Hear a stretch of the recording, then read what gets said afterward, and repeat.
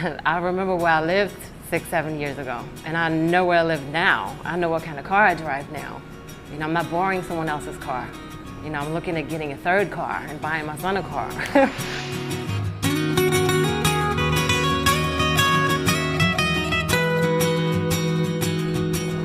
I'm an agency manager, and I'm also a director with Universal Benefits. I'm responsible for the state of New Jersey.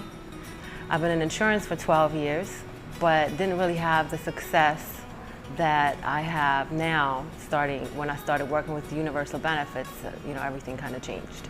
I went to one of their opportunity meetings that they were having, and I heard what they were doing and what they were talking about, and it sounded really exciting.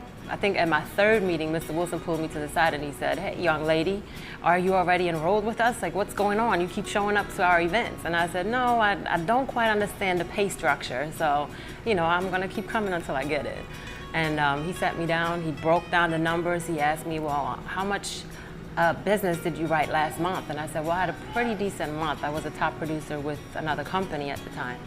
And he just showed me how much money I missed out on. And that convinced me, you know, to go ahead and sign that contract. And especially as a multicultural female, you know, in this business, you know, oftentimes it's hard. You know, it's hard to really make your way. And I feel like within UBI, I had that support. I had that guidance. I had people believing in me and telling me, "You can do this." And I don't think I would have been able to get this far if I wouldn't have had that support, because I was in insurance 6 years prior to getting to meet Universal Benefits, and I wasn't having that success. When I came to UBI, I was at the verge of losing my apartment. I also didn't have a vehicle, didn't have a car, single mom. Yeah, so goes to show that you can be at the top but not make top money. And I think that message that UBI carries is to focus and do one thing and stop being a Jackie of all trades, which I was. You know, that really changed the game too. Just focusing on final expense and just selling one product and selling it well. I just remember how I would always try to make ends meet. You know, being a single mom and having my family live in Europe and not having the support system or backup system or way to, you know, say, "Hey, help me out with this bill," or whatever.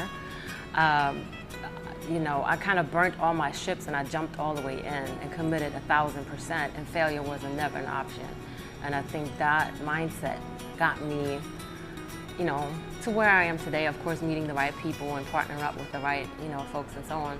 I was able to put my son in college in England, and I paid for it. I didn't have to get a loan. I didn't have to, you know, do anything. I could just write out the check and keep moving like I didn't write the check. Where I am with my team, my group, understanding that, hey, we have just scratched the scratch of the scratch. And that on the road from where we are now, doing $200,000, $300,000 a month of production to $2 million, there's going to be a ton of people that are just flat out going to get rich. And that's what I'm really excited about right now.